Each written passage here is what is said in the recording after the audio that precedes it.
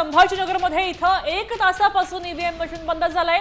1 तासापासून गुजराती कन्या हायस्कूल मधलं ईव्हीएम बंद झाल्याचं कळतंय।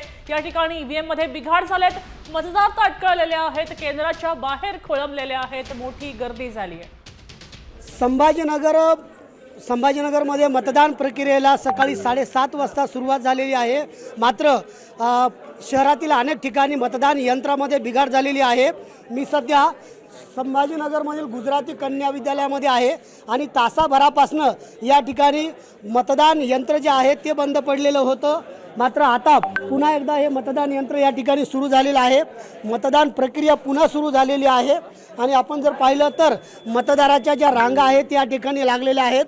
खरं तर सकाळी पहिला मतदार आला तेव्हापासून या ठिकाणी हे सगळं मतदान यंत्र बंद पडलेलं होतं। माझ्यासोबत काही नागरिक आहेत। किती वाजता आले इथं? 7 वाजता आलो। बरं, मतदान झाले का? नाही काय झालं नाही? काय झालं नाही? किती वाजल्यापासून रांगेत होते? आत्ताच आलो आम्ही।